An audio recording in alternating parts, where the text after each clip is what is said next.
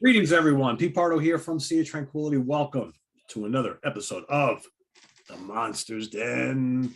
We've got in the house today, we've got Craig Kaminski joining me on the East Coast Sweat Fest that is this week. We've got Jamie Lazlo, who's also feeling the heat. And of course, because he's from the UK, he's over in Scotland. Although I've heard it's not quite as hot by you. We've got Davy Gallgher. What's going on? Very well, thank you. How are you? Doing good. We've got kind of like a I hate to call these ones off weeks, but like in between like serious topics, we generally what we do is we do show and tell stuff we've been watching, stuff we've bought, so whether it's filler, Pete. It's just filler. It's a filler episode, but people love these sort of things because they love to see. You remember those Three's Company episodes where it would just be the gang on the couch talking about things that happened in the past, and they do flashbacks. Right. Yeah, that's a filler. Recap, or just the Ropers. Yeah. Right? You just had the Ropers for the whole episode. Like I love the Ropers, but Ropers go on vacation. Yeah, we'll all have to go. Remember, tune in next week for a clip show, folks. So today's all about the shit that we've been buying and watching, or just even if we haven't bought it, stuff we've been watching either in the theaters or on TV and stuff like that, because we've got, that's the crazy thing. We've got all sorts of streaming services that have great horror stuff. We've got Shudder, you got Arrow, you got Tubi, there's stuff on HBO Max, there's stuff on Prime. There's horror is everywhere, thankfully. And if you're a knucklehead like me, even though I have all these streaming services, I still buy tons of shit. And I really have no time to watch anything. So at some point, maybe my brain will start working correctly and be like, all right, calm down buying this stuff, because you can probably watch it all on these services that you pay for. But I kind of like having the physical stuff, right? So that being said, so we're each going to kind of just go through and name a bunch of things. And we'll start with Craig. We'll go Craig, Jamie, Davey, myself. We'll go round and round until we run out of stuff to talk about here today. So what do you got, Craig? Okay, I've been streaming some items, mostly from Tubi, but over the last week or so, I had signed up for several other free services, just looking through my Google apps on my TV. So I'd signed up for Plex and Freevee, Zubo. They all have the worst names. They have all these wacky names to them. So, anyway. But there's a lot of overlap with them as you're going through the menus. But then there were some where I remembered, I don't remember seeing that one before. So one of them was on Tubi. They had the Maniac Cop series, but they only had numbers 2 and 3. So I never sat to watch them. And I believe it was Plex had the first one. So I watched parts 1 and 2 last week, and I liked both of them. I remember on a prior Monsters Den before I ever had the good fortune of being a guest on here, that I believe Pete, you and Chris had the topic of sequels that were better than the original. Right. And I believe that you guys had mentioned Maniac Cop 2 was better than the original. And I pretty much like both of those equally. The original's great too. It is. Yeah. And I was surprised at the star power relative for the first one, with Bruce Campbell, Tom Atkins, the late William Smith, and Richard Roundtree. So I was surprised that there were that many people, recognizable people in that. And then and I enjoyed, and of course Robert Z'Dar as the titular Maniac Cop with that cubic shaped jaw or whatever that he had. But yeah, I found them both pretty good, and I did start to watch part 3, but I only watched maybe about a half hour of that, and I had to go do something else, and it was okay, but not as good as the first 2, as just some crazy stuff going on with those. So yeah, I found those to be a lot of fun. A few days ago, the missus and I sat down, and I was going through the DVR, and sometimes she's a little, hard to figure, if she'll watch something. But I remembered that she liked this movie, so we sat and watched You're Next. This came out in 2011, and I remember that she liked it, and so it's like, oh, this one's safe to put on. And my wife is always good with the female-centric movies where the woman kicks some ass or gets revenge. I like those ones too. Yeah, my wife really enjoys the revenge movies, so she was totally fine with watching that, and this one's a lot of fun too. So I like that one as well. Also fired up The Thing with John Carpenter. In the summertime? It was on Turner Classic, and I was watching that. So always just such a wonderful movie. I used to have the DVD of this, but I went into the depths of my basement and I couldn't find it. So I think maybe someday I'll get a Blu-ray of that. But always 4K is out. 4K from Arrows and shit, yeah. I've got a 4K TV, but I don't have a 4K player. You need this bug up your ass, dude. I swore I would never get it, but you know what? Once you go 4K, you never go back. I'm like that dude in the last episode of the Creep Show original movie with the bugs up my ass so bad they're coming up. I hate that. That's a classic too. I need to rewatch sometime. I love that movie. But the Thing, just a classic that and again, since I don't own a copy, realizing that I hadn't sat down to watch that in quite a while. It's just such a great suspense movie, even for people who don't care for the gore and the horror aspect of it. It's just such a fun movie. Also watching some bad shark movies. One particular, I love Cruel Jaws. Cruel Jaws. Just real. I mean, it's bad, but so much fun. And the none of the shark scenes in this are from the actual movie. They're all lifted from lots of the Last Shark or lots of other. I forget what some of the other ones are, but just goofy, but a lot of fun. Are they insinuating the first Jaws was nice? This one's cruel.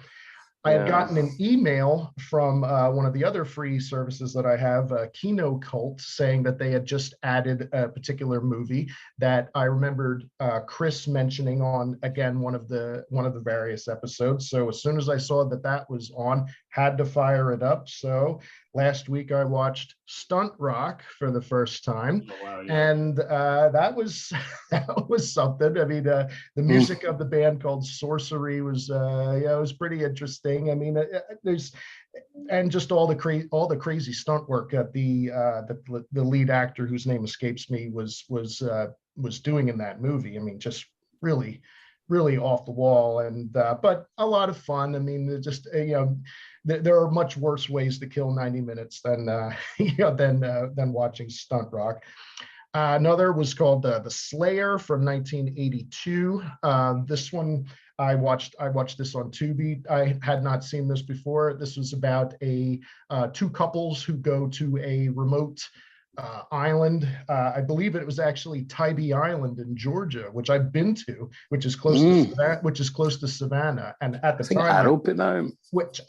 I don't think it was a tourist spot. There it is. That it's a tourist spot that it is now. But not too bad. I mean, it had some good gore to it, and a little bit of suspense. Very, very small cast with only about 4 or 5 people in the whole movie, but again, a good one. Don't Answer the Phone. This is another that I fired up recently.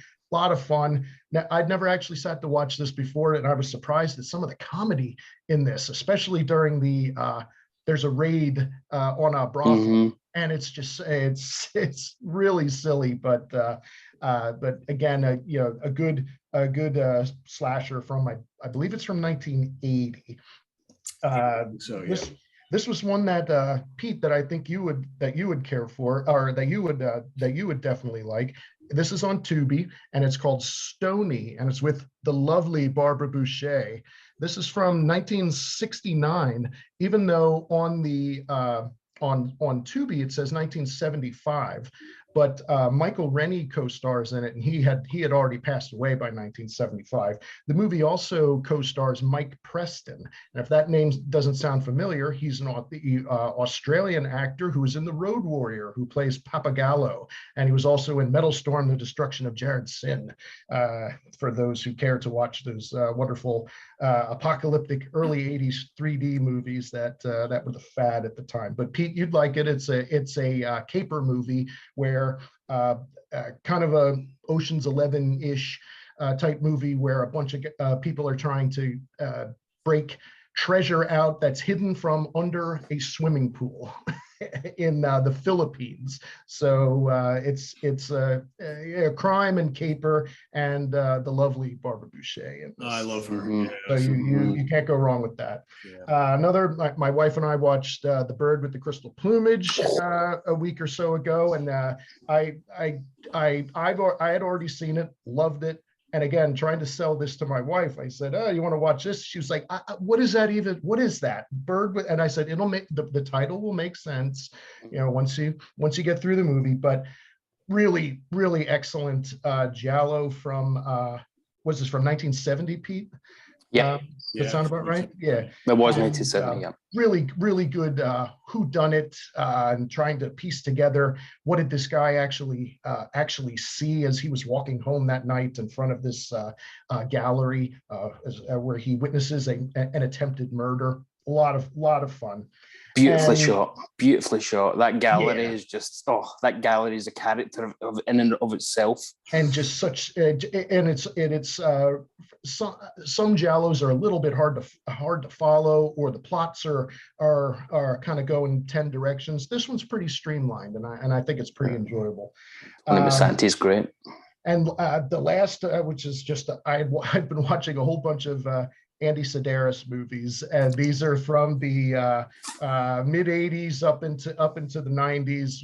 These are all on Tubi. This is just so great to fire these up. So we got Malibu Express and Hard Ticket to Hawaii. That's the classic. Yeah, that's my favorite. Yeah. Picasso Trigger, Savage Beach, and Guns with Eric Estrada. You cannot go wrong with that. He actually plays a villain in this, but then he comes back in the next movie, Do or Die, and plays a good guy. The villain in Do or Die is Pat Morita. Yes, Mr. Miyagi plays the villain in this movie, and it has one of the best lines that I can think of in this was one of his henchwomen, Asian woman, says to him, "There are over 600 bones in the human body. Make that 601." She rubs up against him. Oh, yes, it's that kind of movie. Hard Hunted. That was another one, and finally Fit to Kill. They have a lot of jiggly ladies in them who just take their tops off for no reason, but they're a lot of fun. But they kick a lot of ass too. They all know how to fight and shoot, and they usually show the men how to do it, how to do it too, which is usually pretty good. And last but not least, I was just watching this earlier, and I have to refinish it. Space Hunter: Adventures in the Forbidden Zone. Oh yeah, That's the one I was thinking of. With Molly Ringwald, Peter Strauss, Ernie Hudson has a good role in it, and Michael Ironside as Overdog. Yeah. I saw this in the movies in 1983. In 3D. So in 3D when I was 11 during the short-lived fad of the early 80s 3D explosion, and I remember it was a lot of fun. It's a B movie, and surprising, it's produced by Ivan Reitman. I didn't know that. I was watching the credits, but a lot of fun. Good, just a good sci-fi movie, almost in the veins of Flash Gordon type thing, or you could tell they were kind of trying to go for a space version of Indiana Jones, Han Solo, mixture there. But as a kid, I ate this up with a spoon, and still enjoy it now. It's a lot of fun. Space Hunter. I always think of Megaforce, that movie Megaforce, when I think of that. Yeah, movie. Barry They Bostwick, came out around the same time. Yeah, I saw them both in the theater. Yeah. Yeah. Richard Hatch did one about the same time as well. That was very similar. There was loads of those kind of cheapo rip-offs of Raiders in space, basically. Yeah, I remember seeing one that was so bad. It was called Treasure of the Four Crowns, and it came out in 1984, I want to say. That's even got the Indiana it was Jones in hat. 3D. It was in 3D. Yeah. It was kind of a Indiana Jones type movie, but really bad. And it was in 3D, and there was maybe like 3 things, coming at you the whole movie. But do you remember Tales of the Golden Monkey on TV? Yep, that was one of those. Indiana Jones trying to capitalize on Indiana Jones and bring him back alive. That was another one with Bruce. Yes, that guy had the hat on, the safari hat. Yeah, 80s. Yeah, all the good stuff, and even during the 3D thing, my brother and I went to. They had reissued House of Wax with Vincent Price in 3D, so I got to see that as a little kid and got to see the ping pong and the paddle ball and everything. So that was cool to see that. So, but that's my list of what I've been watching lately. Cool. Craig, question for you. You said you saw Stunt Rock on a Kino Cult. Kino Cult. Okay. I'm just wondering if they're going to be re-releasing that on Blu-ray or 4K. I believe it is. Okay. Yeah, I think that's why. That's good news, because that's long been in need of a reissue. Yeah, and the soundtrack is available on Amazon. I looked it up just for the heck of it, and there's 10 or 11 songs on the soundtrack. I recognized all the titles from seeing them throughout the movie, and the music performances a little goofy, only with all the stuff that's going on while you're trying to watch or listen to the band, and then the other side is Satan versus Merlin or whatever, doing magic tricks and blowing up things. But it's a lot of fun, and the songs actually were better than I thought that they would be. Oh, the songs are great. Yeah, that band was really good. Yeah, very cool. All right, Jamie, what do you want me to fly through everything? Well, since Craig got us started that way, go for it. All right. Well, I got some stuff that I have not watched yet recently. The remake of Last House on the Left. Oh, so I've heard good things. So I'm going to check that out soon. We did Underworld. Was that last week? That was last week, right? It was last week, yeah. And Aloe mentioned I, Frankenstein. It's probably horrible. I remember seeing the trailer and thinking that's going to be awful. But since it's the same producers and they were thinking about working it into Underworld, I found it for $3. I said, yeah, why not? Is it as bad as I think it is? Does anyone know? Is that who stars in that? It's Aaron Eckhart. Aaron Eckhart. I thought so. I've seen it. And you don't remember it? That probably tells you. I remember thinking it was kind of okay, but not really that good. Do they turn Frankenstein into an action hero? Is that what goes on here? Kind of. Yes. Pretty buff. A bit like Dracula Untold, that kind of idea. Yeah. Okay. I think they had plans that was going to be like a new series, and it tanked hard, I think. Then that flopped, so they did it again with James McAvoy and Daniel Radcliffe the next year. All right. But if you didn't pay much for it, it's worth a watch. I mean, $3, I think. I got so I bought a shelving unit, more shelving unit, and it was $10.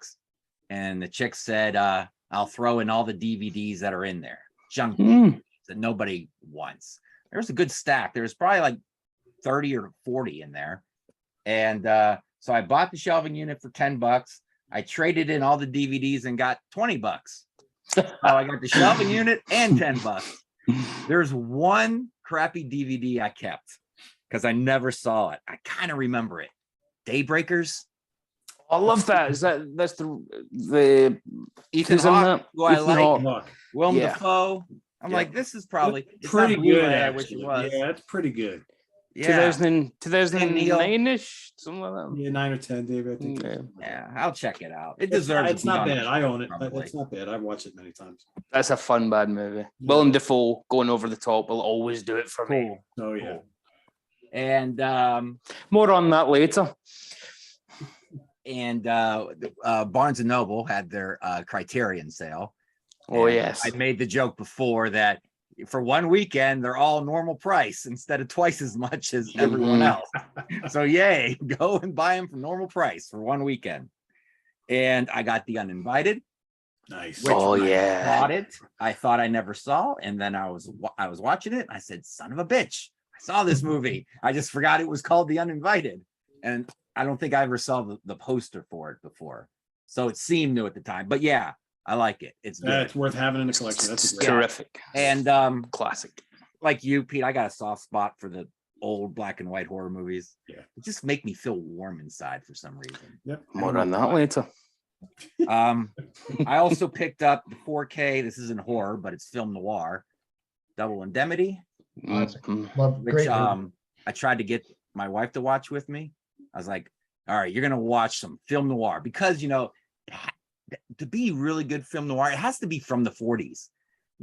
They try to do modern takes on it, and it just doesn't work as good most of the time. Not all the time, but most. Unless it's Chinatown. Or Body Heat. Right. Body Heat works. So it works sometimes, but man, when it's like prog rock. When it's from the 70s, man, when it's just got to be in the right decade, it's the best. So yeah. My copy hasn't arrived yet. I ordered it as well. In 4K? Yeah. Cool. The dialogue in Double Indemnity is just so great. Oh, Just, yeah, and so I tried to get my wife to watch it with me. It's just And, so zippy and just it's pure film noir. Yeah. It's the only time she'll ever come up to the monsters. Then Barbara Stanwyck is one of my favorite actresses of all time. I absolutely adore Barbara Stanwyck. Yeah.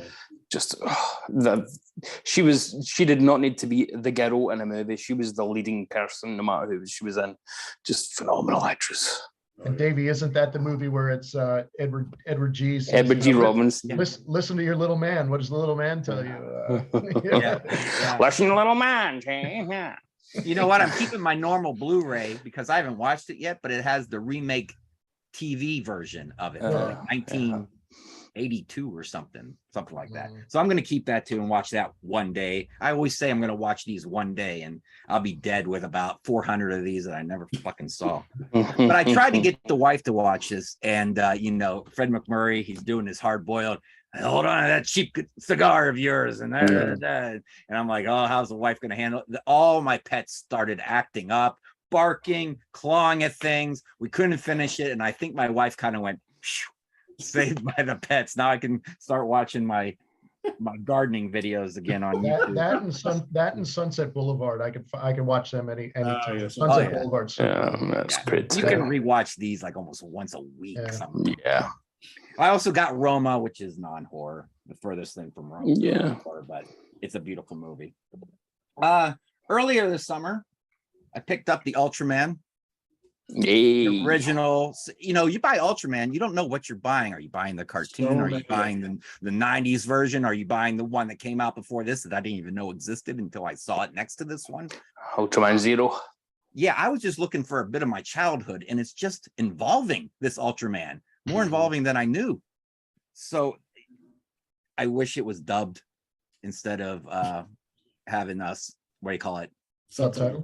Well, you know what they did, Jamie? They have done a whole bunch of separate sets, which they release every 6 months or so as Birth of Ultraman, Rise of Ultraman. Right. And they give you 4 episodes dubbed, so you have to buy them again. And then they put in new bonus features on top of that. But this was only $10. It's a steel book, and the whole series comes with a color booklet. Can't beat it for $10. Just wish it was dubbed, because that's how I watched it as a kid. Watched it over and over after school, and it was dubbed. I don't mind that my Godzillas, have the original Japanese language, because when it comes to film, for some reason, I like to see it in its most pure form. But a stupid TV show, dub it. Come on. I went to Target, and I think Target's getting rid of all their physical media. because they're just slashing prices and getting rid of it. They're vinyl, half off, this half off. Take this for $5. Just take it and get the F out is what they're doing. So I took advantage of a sale, and I pretty much got the new Dune on 4K for $5. Hey, you were just saying, Yeah. I mean, I saw it in the theater. Is it the most action-packed thing you've ever seen? No, but it creates a cool mood, and you get it going on the 7 speakers here. So well done. I mean, yeah, it's well done. Yeah. I found it pretty boring, but it was so well done. I am a massive fan of the Dune books, and that is by far the most reverential version. I can't wait for part 2 though, because that's where Part 2's gonna be great. You know it is. That's where the Moadib stuff comes in. So we yeah, kind of need to wait for that. I never read the book. Is it going to have Sting with a codpiece No. in it? If you're lucky, Craig. If you're lucky. And I'm not. I don't have a it. problem with the David Lynch one. I actually. I love. People are coming around on that. You know, that movie is like. That movie I have is like I have 5 versions of the David Lynch one. I'm like, that movie is like Kiss the Elder. When I was a kid, I couldn't find a person who liked it. 100%. Now I can't find a person who hates it but me. First Dune, Kiss the Elder, same thing. Everyone loves it now. the Spice Must Flow comes from the Dune version. People forget that. That was never in the books. That's right. When I was a kid, I listened to this nonstop. I saw the movie in the theater. Here's the thing. When I saw the movie in the theater, I was 11 years old, and I walked away a little disappointed, I remember. Because everything had to be as good as Star Wars. I was spoiled when it came to that after Star Wars. And I would listen to this over and over, though, and it has dialogue, it has sound effects. And I think what I did as an 11-year-old is I made a better movie in my mind as I listened to this. Because there was no VHS. You couldn't, when you saw it in the theater, you were done, right? So this was rewatching it over and over. I kind of changed the movie in my mind and started to almost like it more. And then can I just say with that, my brother and I saw Flash Gordon in the theater, 1980 with my late father, and I distinctly remember we came, the three of us came, and the reason we wanted to go, I remember my brother and I seeing the commercial, and it said music by Queen, and my brother already had The Game and Live Killers on LP. So as soon as we saw it, oh boy, we got to go see that. Dad, take us to go see that. The three of us then came home, and my mom said to my dad, and I remembered standing there, she goes, how was the movie? And he said, it was all right, but the whole movie is dun, dun, dun, dun, dun, dun, dun, dun. He said he kept hearing so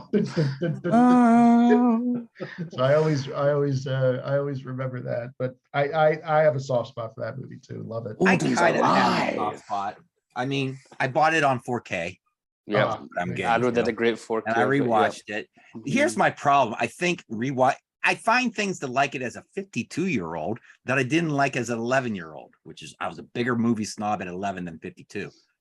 But here's the thing. I didn't know when I was a kid why it rubbed me the wrong way, but now I can tell. Flash Gordon is a bit of a tool in this. He's the worst part of it. Cool aspect. He's not like a Han Solo. Yeah. He doesn't, or even the Clint Eastwood type. He's a bit of a goofball. But Princess Aura rubs you the right way in that. Yes. The most annoying part is that he's not a good hero, but Timothy Dalton is, and he's only in 20 minutes of the movie. He should have been the lead. I mean, he's not like Flash Gordon, but Brian Blessed, Brian Blessed, hand me the remote control. I mean, Timothy Dalton comes in and just everything starts to kick up. Timothy Dalton should be in every movie, though. That's kind of my rule. So yeah. And Max von Sydow. Max von Sydow, as Ming. Watching him the other night, I kept thinking, this guy thinks he's in a better movie because he's doing a bang up job. He's looking around going, this is serious, right? Because I'm doing a bang up job. He's doing his Peter Wingard is Clytus. Peter Wingard, he's great in it as well. Behind the mask as well. But last year I did see this in the toy store, retro toy store I go to, and I bought it because I just thought it was hilarious and it would look good in my bar downstairs. Now I keep it in the movie room. But a Sam Jones signed figure with his signature there. I'm like, yeah, I need to have that. I met him at a comic book expo like a year and a half ago. Him and she was there as well. And literally no one was going up to his booth to get, signed stuff like that. But yeah, and and he's much older. He still looks the same, but he's much older. And I remember walking by thinking, man, that's your only claim to fame. Oof. Well, he's in Ted. Yeah. Yeah, true. Yes. Playing Flash Gordon. Yeah, playing Flash Gordon. Because he kind of sucked at the role. And everybody was like, no, Andy's it's Dubs, all right, Sam. We got, I think he was in a show like in 89, 88, 89 for one season. Daybreaker or something I was reading online. Or an action show. Yeah, some kind of action show. And let's see. I also got a newer movie, and I bought it blind because I knew I would want to see it more than once. Everything, Everywhere, All at It's so good. It's so good. Dude, this movie, right when you think it hit its pinnacle of wackiness, it gets wackier. It's crazy. And what does it all mean at the end? It is a little long. 2 hours. And God, it's probably over 2.5 hours just by a bit. It's about that, yeah. Yeah. And the second half, I'm not going to say it drags, but it's a lot slower than the first half. But it's still wacky. It gets wackier. The slower it gets, the more wacky it gets. Yeah. And I think all it's about is a family trying to get over unnecessary drama in life and just love one another. They just go about it the most wackiest, craziest way. I could be wrong on that message. I don't know, but that's what I picked up on one. And without spoiling it for anybody by saying anything about it, to describe it as a family drama, I think that mixed with a better version of this year's Doctor Strange movie. Yeah, because it's like a multiverse. It's a multiverse movie that happens so to be well done. A family drama with Michelle Yeoh. It's I mean, when the rocks started talking to one another on a cliff, and one has googly eyes. Yeah, I'm like, this is getting wacky. And then on my last thing, for next week, tune in next week when it's a real show and we count down the Terminator movies. So I'm watching all the Terminator movies. Yep, I'm partway through mine too. Yeah. So I went to Pittsburgh, as you guys know, last weekend. Last weekend. And I went to an old comic book store that's been there as long as I was, probably since 1982, 81. It's been around in Pittsburgh, called Eides, E-I-D-E-S. It's pretty famous. They use it in a movie reference, The Love of Being a Wallflower, or what the hell is the name of that movie? The Perks of Being a Wallflower. Yes. They talk about Eides in that movie. So I walk in, it's in the same place it's been since the late 80s. It's moved a few times in the 80s, still at the same place since the late 80s. And I thought, I'll pick up a Blu-ray, I'll pick up a used vinyl, I'll see what kind of, old comic books from the 70s they might have. They have up on the wall all these original posters from the 60s, movie posters from the 60s, 70s, and 80s, early 90s. And they're all original because they all got the folds, because that's how they were shipped to the movie theater. Folded up 8 times, stuck in an envelope. And then I see they have, in mint condition, Revenge of the Jedi original poster. And I got goosebumps. And I was there with my dad. And I was like this, and he doesn't know what the hell is going on. I have to explain the whole thing to him. I changed the name at the last second. And they wanted $3,200 for that poster. Wow. The guy told me he'd come down to $2,500 though. Yeah, dude, I still can't do it. But they had more upstairs, and then they had them on the floor you could page through. Where did they all come from? There must have been 200 of them. It's not like people were coming in off the street with another box of used posters. Jim, can you get this? Where are they coming from? Did they get them all at once in one drop? Chris Allo's doppelganger emptied out his garage. Yeah, it had to be one drop, right? They got 200 at once, and I just happened to go visit Pittsburgh when they had most of them.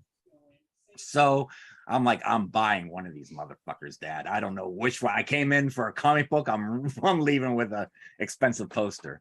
So they had an original Raiders of the Lost Ark. They wanted $200 for that. Jaws 2, $200. So you see where I'm going. They had a Indiana Jones and the Last Crusade for only $45. Like, I like Last Crusade. That's doable, but it's just not old enough. What is that? 89? No, that's 84. No, you're thinking Temple of Doom. Oh, Temple of Doom. Yeah, I'm thinking of a better movie. It was 89. Yeah. So they had The Quest for the Grail is not archaeology. Now you guys saw this on Facebook, but pretend like you didn't, just for the sake of the show. What's Facebook, Jamie? What's Facebook? I got an original Voyage to the Bottom of the Sea from 1961, and they only wanted $70 for it. The dude said they had another one in better condition for $200, and they sold it pretty fast. So there's some tape in the back. That's totally doable. There's a chunk out here, but just put some white behind it, and you can't see the chunk gone. And so my dad was like, I saw that in the theater. Oh, this is so bought, Dad. So bought. Yes. Cool. And the thing is, it's 41 inches long, right? And most frames you find at the store are 40 inches long, 27 by 40. This is 27 by 41. That's son of a bitch and last inch. So when I took it out, I saw the previous owner or the owner before that folded the inch on the bottom to fit it into a 27 by 40. I would have never done that. Never in a million years. I don't know why that asshole would do that. So it was already folded. I threw it into one of the frames I had in 40 inches long. But I was like, I need to get an original. I need to get a 41-inch frame. I looked online. The cheapest I found looking all day was $80. That one last inch, it goes from $30 to $80 for that last inch. I'm like, is this worth it? So I pulled the trigger. I said, to hell with it. I don't want it folded forever because it'll eventually want to rip there, if it's folded too long. So I put it in the day, and guess what I see? I knew it had stuff on the bottom, and that's what I wanted. All this writing on the bottom, property of in 1961. But it has in the corner in handwritten pen, 61 of 209. Badass, huh? Nice. So $80. You ask me, that little handwriting there of 61 and 209 is priceless, if you ask me. So yeah, it goes right there in that spot right there. And then, of course, I walked out with the movie. Gotta be. You're gonna have that on the wall. You better have it on the fucking shelf, right? That's right. So yeah, and I watched it, and it's full of charm. It's full of shit that doesn't make sense. It's fun to watch. So yeah, and then my dad was like, "I got a box set of DVDs. You want my box set?" Sure, Dad, I'll take your box set.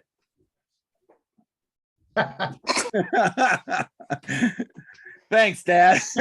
I'll make sure I get started on this bad boy right here. We never got that over here, but I'm going to use my imagination as to what that is. So. Leave it to Beaver. Oh, in America, in the early 60s, late 50s, we had porn on TV. Okay, yeah. Everybody wants to Leave It to Beaver back in the day. I knew somebody loved Lucy. Wally and Beaver. Yeah. Jamie, mad props for your City of the Dead shirt. Thank you. You don't see that every day. No, I bought that when we did our favorite British horror movies. Non-Hammer. I bought this for that show. Yeah, that's a good one. Back when I used to spend money on a fan of British movies. Yep, no doubt. All right, Davey. British horror movies. Who needs them? Who needs them? In fact, is there any in here? No, there is. Yes. Might as well go old school black and white since it's been mentioned. This week's release of Universal Terror from Eureka Boris Karloff set. So this has Night Key, The Climax, which isn't one of your pornos, Jamie, and The Black Castle. So this is just out from Eureka. They've been doing these sets for the last couple of years of Karloff and Lugosi Universal things, and then sci-fi releases from the Universal vaults. We've just announced another Karloff one today that's got Invisible Rain in it and things, so that's going to be cool. But yeah, this is stacked with all the kinds of people you'd want to be talking about these kind of movies: Jonathan Bigby, Kim Newman, Kevin Lyons. Just if you like old Universal that isn't the monster stuff, but is, as you can tell, the creepy old stuff. The old, Karloff I think he's the creepy old scientist in all three of these movies. Yeah. So. I'm looking to get something like that for this October of the non-monster Universal horror stuff. Like some of the best stuff. I mean, stuff like the Black Cat and the Raven is some of my favorite Bella and Boris stuff. Those two are amazing. Yeah, those two. Murders in the Rue Morgue. Stunning. absolutely breathtaking. Yeah, Jamie, check out the Universal, also horror, the other sets, not the main ones. There's like they're in my basket. I just need to. I bought all of them. I have to get through. I haven't watched them all yet. The monsters overshadow them on Blu-ray. They haven't been served as well as they were on DVD when they had a full set of just Universal horror, or whatever it may be. But are those from the 30s? No, these are 40. 47, 40, 50, and 48, I think. Yeah. Oh, okay. So they're 44. In fact, beg your pardon, Night Key is copyright 37. So you're really going from Boris not long after the Mummy and things right through to the 50s. So pretty cool stuff. But again, this will be, once the next set's out, that'll be 9 of the Karloff ones that they've done, and he's also in a couple of the Bella ones that they've done as well. So Eureka are really doing great by Bella and Boris. Davey, is that a region B locked? It is region locked, unfortunately. I'll let you know if anything isn't, but I don't think there'll be much here, unfortunately. Why do we have to have different regions? Why can't we all I know it's such a 4K is not region locked at all. Yeah, I know. So anybody that ever wants 4K from international, by all means, but if there's bonus stuff on the Blu-ray that comes with it, you can't watch. Yeah, you can be Donald Duck. From 1989, just passed away, Mr. James Caan in Alien Nation. I picked this one up with Mandy Patinkin, just after The Princess Bride, looking a little bit different from Inigo Montoya there. But what I love about this is it's basically Lethal Weapon, but a sci-fi movie. So it's pretty much just a buddy cop movie that happens to be set in the far-flung future of 1991. Remember that when the aliens landed in 1991? It was crazy. Yeah. Berlin Wall fell, aliens landed. Oh, nuts. So we've got James Caan basically plays his character from. Has anybody seen Freebie and the Bean with Alan Arkin? Yeah, it basically plays that. He's the pissed off, I'm too old for this shit detective who's been put with an alien for his partner, and he's a bit racist because he doesn't want to be put with one of these aliens. You can see the undercurrent here. There's not, it's not very subtle, but it's fun. They made a TV show of it in the Sci-Fi Channel or something in the 90s, which was crap. But this is fun. This is just Lethal Weapon with aliens. So, and Terrence Stamp's your villain because, of course, he is. It's like, hi, Malcolm McDowell, you busy? Okay, we'll try Terrence Stamp. I see that 18 in the corner all the time. What is that? Like some kind of rating, like 18 and above, or what? Yes, it's like your NC-17. Okay, all right, that's what I thought would be, or so yeah, 18 is the highest it goes. So I mean, there's the PGs on that one, and then next up, with a 12 rating for you is Zone Troopers, which may be the worst film we've seen in a while, but it is definitely in the so bad. Fucking loved it category. I swear to God, yeah, I thought this was a trauma movie for a good 45 minutes, and then actually read the back of it and went, "Oh no, that makes more sense." It's produced by Charles Band, so it's Full Moon before it was Full Moon, basically. So more alien invasion stuff here, but I love the cover art. That's great. That's amazing. So we're in World War II, and y'all Americans are over in Europe helping the Allies, and it turns out there's an alien spacecraft that lands right in the middle of when the Americans are fighting the Germans. And those aliens decide, actually, those Nazis are so bad, we'll join up with Americans and we'll all take on the Nazis. So it's basically Americans plus aliens versus Nazis with about £20 of a budget. So it's it's fantastically fun. Doesn't that have stop motion animation in it in parts of the film? Yes, and some really awesome, cheapy but great creature feature stuff. I mean, look at that. I Want You with that, dude. So, wow. Did they come to end a war or start one? Well, it will give you a clue. They're fighting the Nazis, so I'm pretty sure they're not going to team up with the Nazis at the end. Hey guys, let's all be friends. Let's forget about that there Holocaust you've got going on. This isn't horror per se, but I thought I'll pull it out because everybody loves people in this, and we've already mentioned one of the actors is in it. Plus, it's directed by a guy who's done 2 great movies so far. 4K of The Northman. Oh yeah. absolutely adored this. Is Anya Taylor-Joy is everybody's sweetheart these days. Girl. Yeah, she's piss off, Jamie. She's everybody's sweetheart. She's the world's sweetheart. But yeah, I mean, look at her. She's great. It looks like yeah. But here's my sweetheart from the movie. Willem Dafoe. That's Willem Dafoe going full Willem Dafoe in this movie, folks. Even more so than in The Lighthouse. Robert Eggers' last movie. He's so good in The Lighthouse. Man. Yeah, even more so in this. He's absolutely nuts. So this is more of a Viking kind of action revenge movie, but it's got so many cult crossovers with other people we like that I thought I'd just toss it in because this will be a cult classic in years to come, and it is kind of mental. I saw that in the theaters, and I think that's coming out on 4K here, guys, like relatively soon. I thought it was already out. Is it already out? I think it's been out. Oh, okay. Yeah. Then I am behind the eight so. ball. I need to go order that immediately. Yeah, I mean, he's done 3 movies so far: The Witch, the Lighthouse, and that's 3 for 3 for me. Yeah, 3 for 3. Absolutely and fantastic. There are rumors that he's going to be doing another remake or reimagining of Nosferatu, but we'll see. I heard that, and I heard that he's wanting to do it as a tribute to both versions, so also taking into account the Werner Herzog version, so that could be. And he also wants Willem Dafoe to play the character of Nosferatu. Oh, like Shadow of a Vampire. Just like Shadow of a Vampire, where he played Max Schreck. So that'll be interesting to see Willem Dafoe do that again, but in a different way. That'll more be serious this way. Yeah, because I love that movie. That movie needs more love. Anthony Perkins hasn't been himself lately. Edge of Insanity from Arrow, released recently.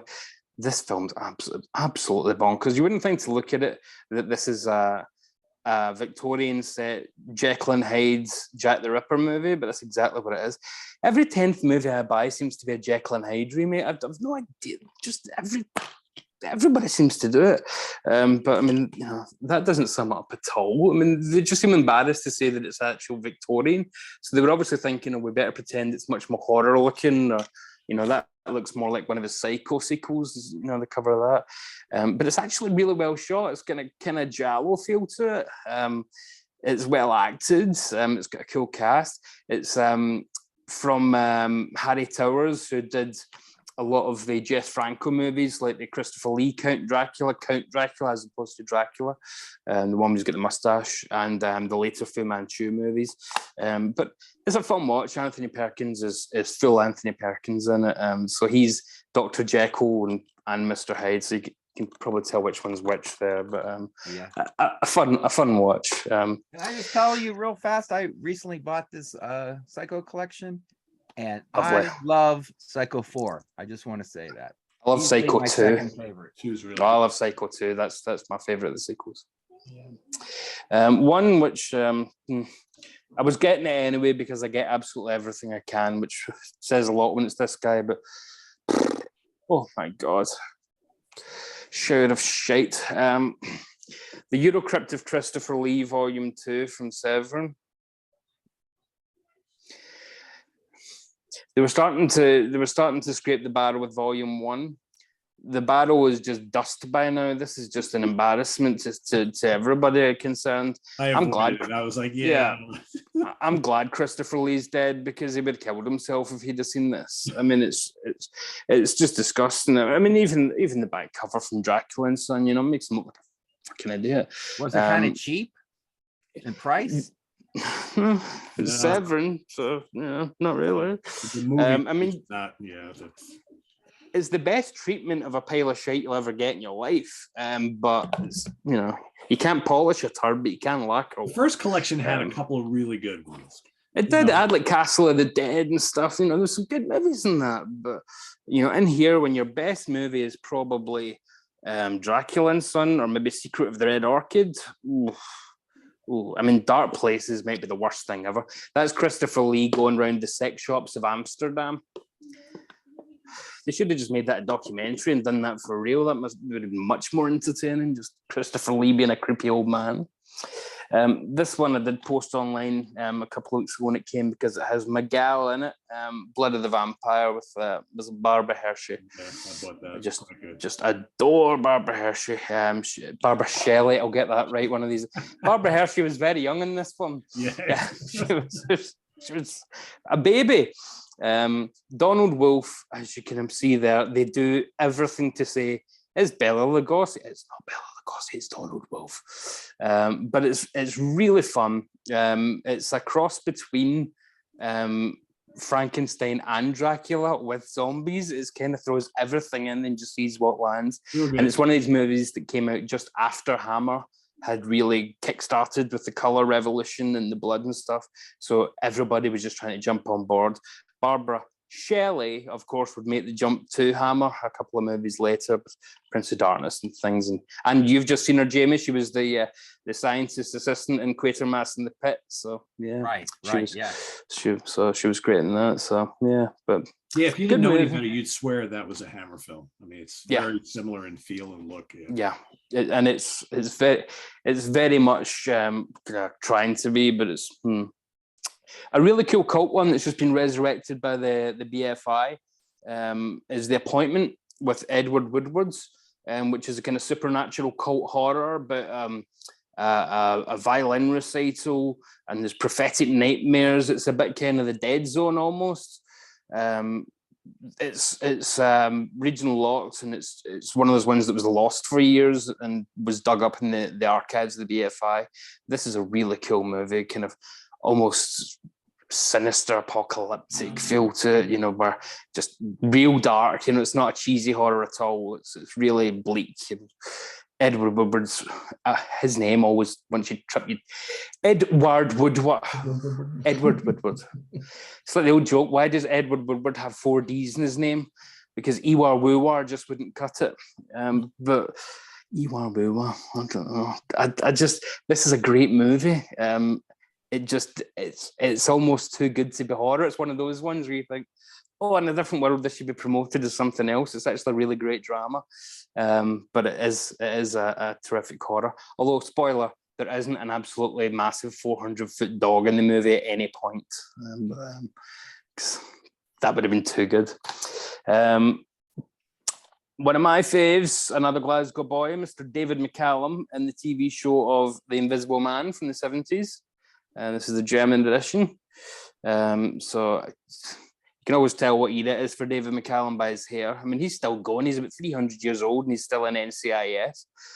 So, there he was in The Man from U.N.C.L.E. and The Great Escape way back in the early 60s, and he's still bloody going.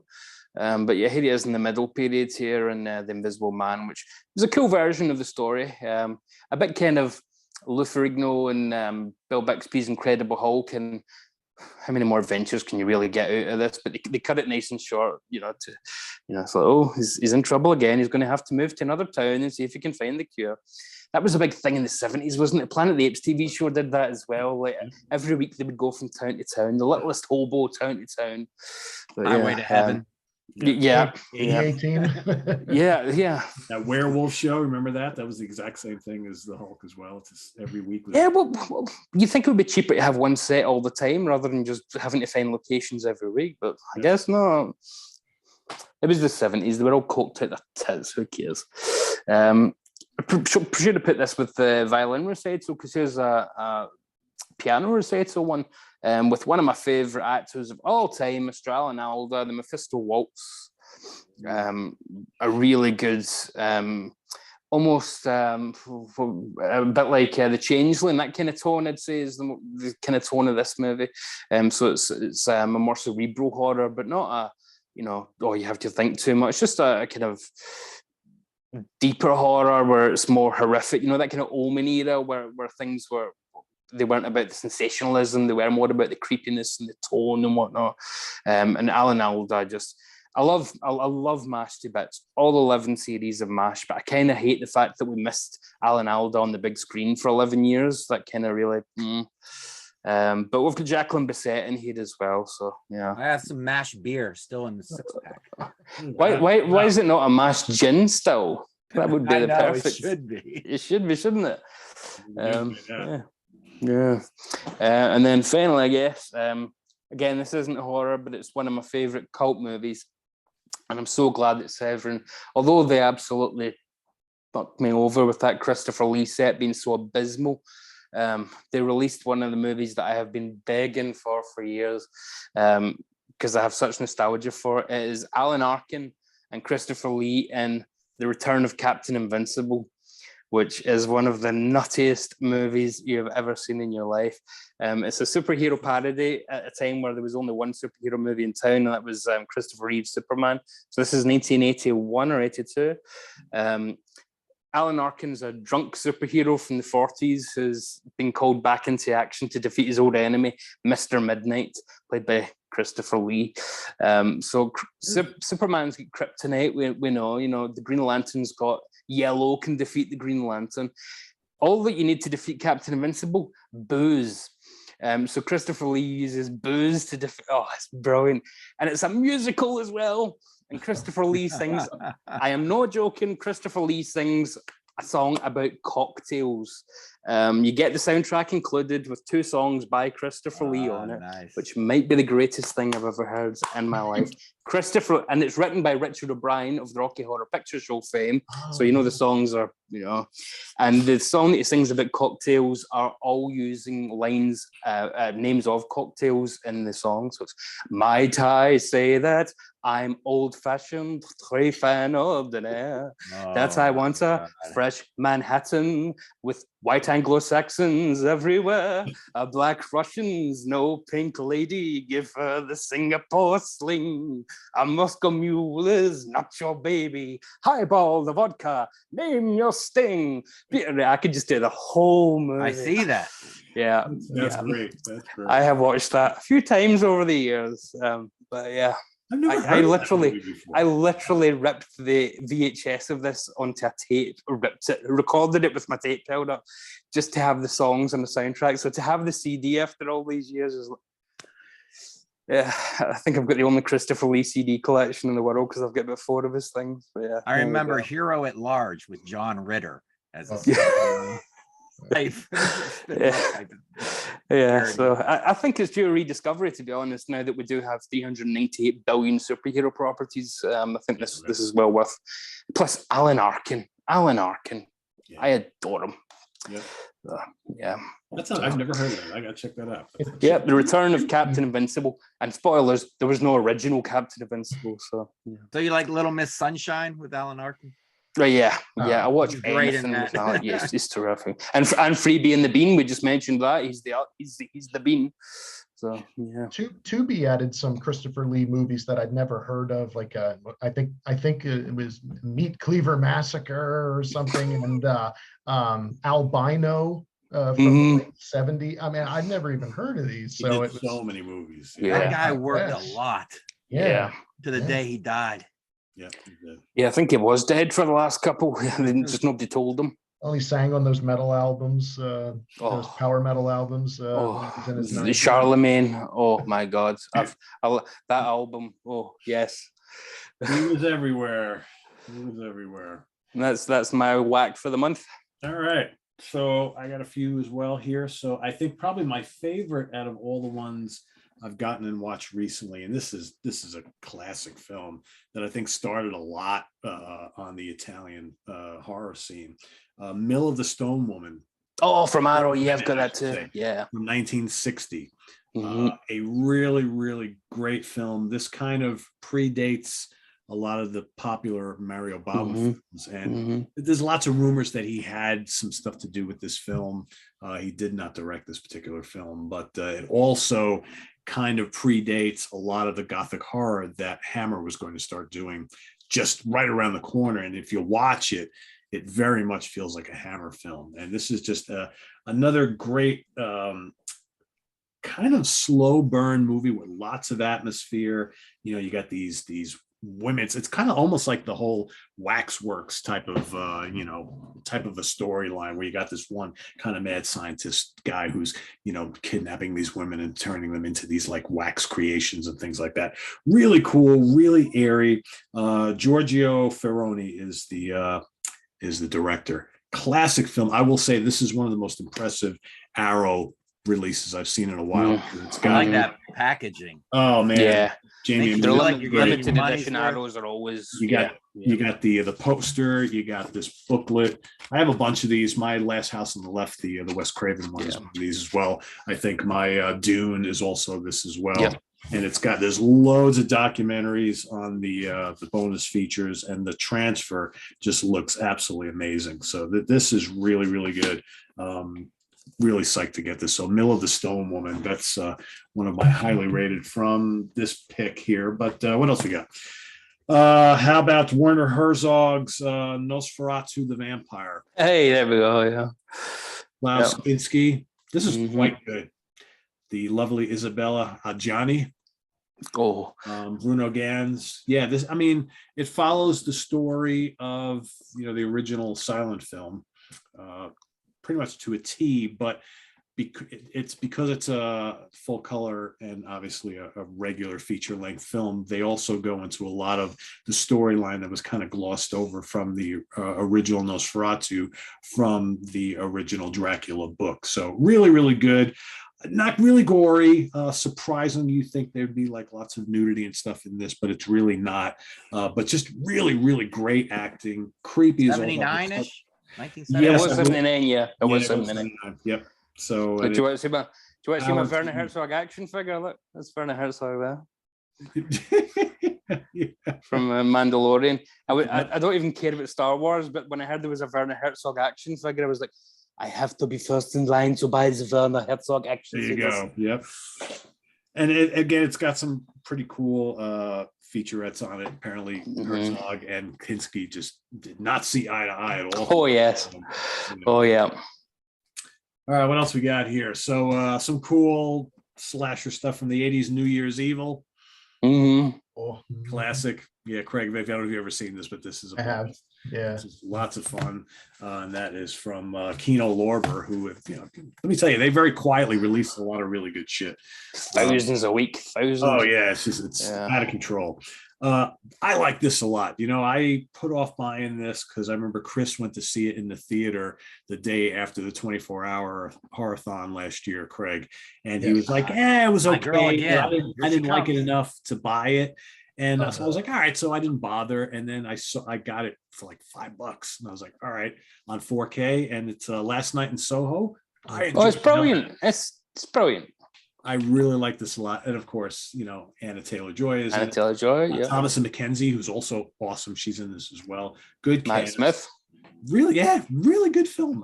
That scene when she comes out and Thunderball is playing on the movie. Yeah. Oh, that's one of the best. That scene is just beautiful. Yeah. It's on HBO. I haven't watched it yet. Oh, sorry, Craig. Edgar I won't say Wright. anymore. It's Edgar Wright, man. Yeah, Edgar Wright. That was in the trailer, the Thunderball. Yeah. It's really good. I enjoyed the hell out of that. Really good. What else? How about The Orphanage? Oh yeah, great Spanish horror movie, kind of like a ghost story. Man, this is one of those movies that's like there's just so much going on in this movie that just like tears your heart out. It's creepy, it's atmospheric, but man, you like so feel bad for the mother and all she's going through and the kid, and it's just like and this scene in the corridor with the kids, it's really well done. And you get done watching, you feel like you watched a piece of art. Really, really good. Guillermo del Toro produced it. Yeah, quite good. One that was recommended from Craig and Mr. Allo, and I thought this was great. Ready or Not? Yeah, it's okay. Loads of fun. Loads of fun. I enjoyed that. Again, I got that fairly cheap. This I had on DVD. I saw it on Blu-ray for pretty inexpensive, and I always really liked this film. One of the really good, maybe one of the first like kind of home invasion films, The Strangers. At least one of the first home invasion films to make it big here in the States, like in the 2000s. This, of course, has Liv Tyler and Scott Speedman, who we were just talking about. Underworld, Underworld stuff, yeah. This is good. Brutal film. I mean, the whole last like half hour is just like, oh my God, Did they make a sequel to that? Yeah, I think they made 2 or 3 of them. Perfect Strangers. Yes. Alky's Revenge. Alky Revenge. So that's a good one. What else we got here? I have been on a like Carol Baker binge for the last couple of months. And this, I believe, is her first film. Tennessee Williams, Baby Doll. Oh yeah, that's not a horror film. Yep. More kind of like a late 50s like drama, but it's got Carl Malden and Eli Wallach in it. It's just and she plays like the very young wife of Carl Malden's character, but like she doesn't give a shit about him at all. And he's like this paranoid, obsessive older guy who's married to this, hot little young woman. And then Eli Wallach's character. It's just weird seeing all these actors really young. And he's like tries to kind of, he's coming on to her and trying to get her to leave the husband. And it's just I don't know, it's a very talky movie, but it's fascinating, and you can't take your eyes off of her. I mean, I don't even know how old she was when she did this film, 19, 20 maybe, and she steals the whole movie. And it's just a really, really great performance, and like that a lot. How about some Giallo stuff here? The Fox with the Velvet Tail. A lot of naked women and a lot of blood, and yeah, this is pretty good. 1971. Jose Marie Forqué directed this one. What else we got here? Kind of, sort of, I don't even know if I'd call this a giallo or not. Sometimes it's classified as such. It's a film by Ricardo Freda starring Klaus Kinski, Double Face. Mm-hmm. More of kind of like, it's not really a giallo, but more of like kind of like a murder, sex, crime, weird psychological thriller. Thriller. Yeah. It's more in your what was the Fatal Attraction, that kind of mode it would fit into, and Jade and those kind of movies. Yeah, but just really weird, eerie performance by Klaus Kinski. Lots of naked women and just fun. I think. I don't think you need to say a weird performance by Klaus Kinski. I think that always goes.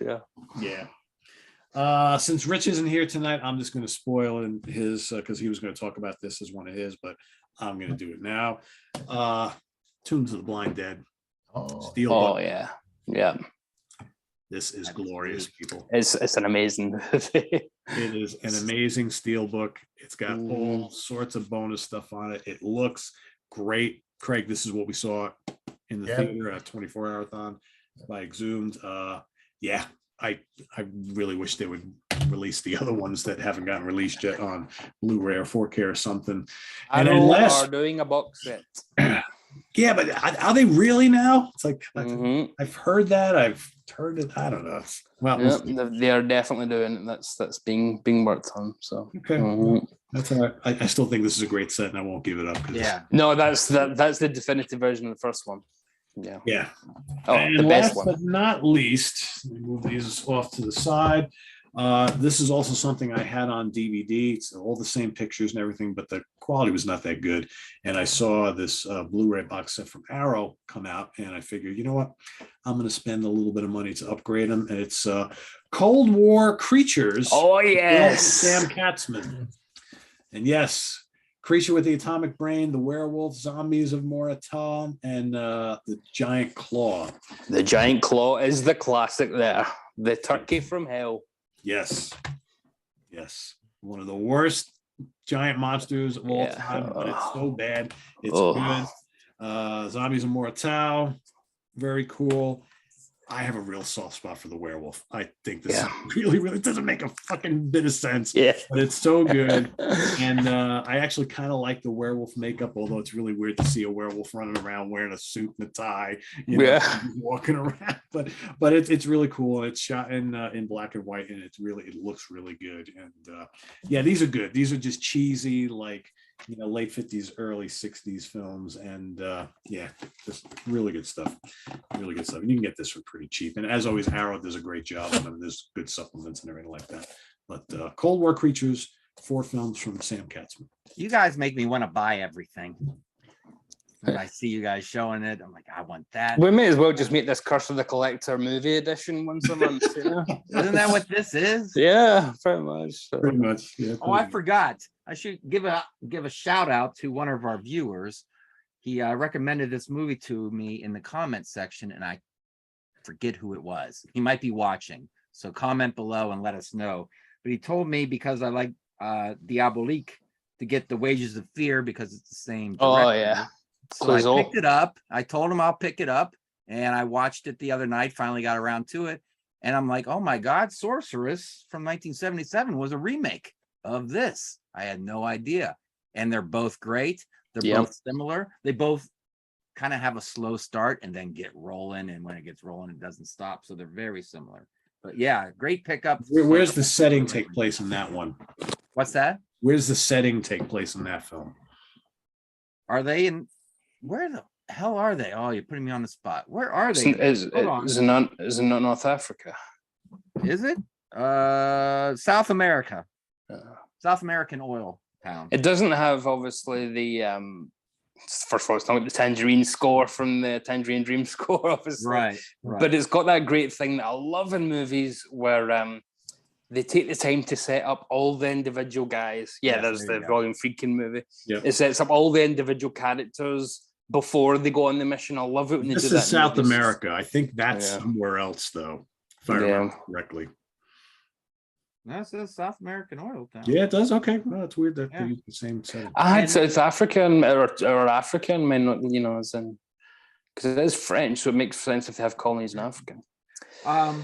Yeah, and some of the stunts and stuff, I was like, well done for 1953 or 1953. I was like, Clouseau was a master director. And they call him French behind them as they're going.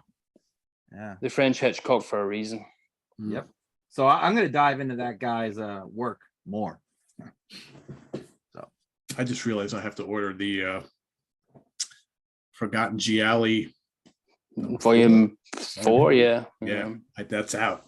I have 2 sets in my Amazon thing that I'm going to eventually buy: a red one and a yellow one, box sets. What I'm talking about. Yep. So, yeah. Are those the Arrow ones? I know Arrow are doing colored editions of Giallo movies. You can never keep up. The amount of times you buy these box sets and you go, right, I've got one from that's in the Severn, but now I need the Arrow one because 2 of them aren't in that. But this one set has the one film you can't get anywhere else. Yeah. And the perfect box set I always want in my mind doesn't exist ever. No. I just want to put together my box set that I know. It's the worst, the Hammer ones, because there are so many different Hammer box sets. Yeah. All different. And it's like, I've got so many configurations and everything. It's like, oh my God, they can't just, even the one big one that came out a couple of years ago that has a ton of stuff on it doesn't have everything. Yeah. Because Hammer Dracula's together. Good starting point right there. They can't do it because Universal. Frankenstein's. Yes. Yeah. Universal owns some, Warner's owns some, so Hammer sold off the family silver at a certain point, so it will never happen. Unfortunately, it's not worth the while. But well, that's why we keep buying the 300 editions of them, I suppose. So. And then we all, or 3 of it, I don't know if Davey saw it, but we went to see the Thor movie. And yes, and I absolutely hated it. But, you saw it too. Okay. Some of those jokes just fall right on their face. And sometimes the characters stop being themselves for the sake of the comedy. I'm like, these characters aren't even acting like themselves for the sake of the joke. But at the same time, I gave it 3 stars, but maybe I shouldn't have. I keep thinking of lowering it. I really enjoyed the last half hour or so. I really enjoyed it. I enjoyed it, but I understand. Christian Bale was great. He was. I loved Russell Crowe in it. Like, there's a great comedy movie, there's a great drama movie, and I don't think for the first time, because I love Taika Waititi, I think for the first time he completely fails to marry the 2 together. You know what? All the jokes from Ragnarok, this felt like the B-sides. Yeah. That was the A-sides. This movie was the B-sides and rarities. Yeah. Now, without spoiling it too much for people who haven't seen it, to me, the first bonus scene, the reveal of the character in that one, was worth the price of admission for the whole. And you knew it was going to come because they mentioned him. I was like, all right, but still, I was like, yes. Yeah, it's like, and he looks like him. Yeah. He's like, that's him. Even got the little mallet. Yeah. It's like, yep. Well, if you can't guess who it is now, folks. Exactly. It's not I bad, mate. but I understand the criticism that I've read, and and hearing it from you guys too. But I mean, I did still, it was a There's something to enjoy there. Fun. Yeah. It just It's Marvel. They can't really fall on their faces, can they? No. It's always going to be at least a decent watch. Yeah. I just it was just a little too much comedy for me, especially but I thought the whole comedy was really good. But yeah, like Ragnarok balanced it all perfectly. This was just okay, comedy, action, and good stuff. And it's just like there's got to be a better balance to me. Yeah. But comedy I was whiplash sometimes. Oh, we're in comedy mode now. Yeah. Well, or every time Christian Bale was on screen, it was deadly serious. Yeah, it's in a different movie. And then you would go to he's in Terminator Salvation, pretty much. It was way lighter. Yeah. Yeah. Well, that's the thing. It was like a tale of two films, right? Because like you're absolutely correct. When he was part of what was going on, all of a sudden, oh shit, this is getting real. But when he's not on camera, it's like let's just joke around and have a good time. And all of a sudden Thor is like this wisecracking buffoon, and I'm like, that's not the way I want Thor to be. Thor having fun. Pete still needs to see What We Do in the Shadows. Oh, if you take and the TV show is even better. Yeah, I just started DVRing it last week. I haven't dove into it yet. Oh, Matt Berry is amazing in that. Oh, and there's a character named Lazlo. Mm-hmm. See that? By the way, also don't let that put you off, folks. Besides the fact that Jamie is wearing a totally cool shirt, above his right shoulder, he's got a picture of the new Monsters Den shirt that we have available via that link down below in the video description. So if you hop on over there, if you love watching this show here on Sea of Tranquility, you want to support the channel, we do have a very cool Monsters Den shirt. That's the design right there. It's very cool. It's got like a serial killer kind of guy sitting there with the green light behind him, and it's really, really cool. So check it out. Get your beanie as well, folks. Don't forget your beanie. That's right. Not that you'll be needing it right now because it's only 1,000,000 degrees everywhere. Never mind. The winter's coming. Winter will be here before you know it, we say, damn, Christmas is a month away. Yeah, Christmas presents for all, folks. There you go. Secret Satan 2 coming soon. That's right. All right, everybody, there you have it. So some stuff we've been watching and buying and all that good stuff. So whether we've been renting it, streaming it, or buying it and buying lots of it. Regretting it in the case of Christopher Lee. There you go. So hopefully you got some recommendations here that you might want to go check out. And if you do go watch any of these films, let us know what you think. But more importantly, let us know what you guys have been watching and picking up and all that good stuff down in the comments below. Visit us on the web at www.seatranquility.org. We're on Facebook. We're on YouTube all together. All the damn time. For Craig Kaminski, Jamie Lazlo, and Davy Gallgher, I am Pete Pardo. Thanks for tuning in here, the Monsters Den, the home for all things horror, sci-fi, and all that good stuff. See you next week, everybody. Take care. Have a good one. And stay tuned tomorrow morning for the Funhouse. Friday morning, the Funhouse with Martin Popple and myself. And have a good weekend, everybody. Take care. Bye-bye.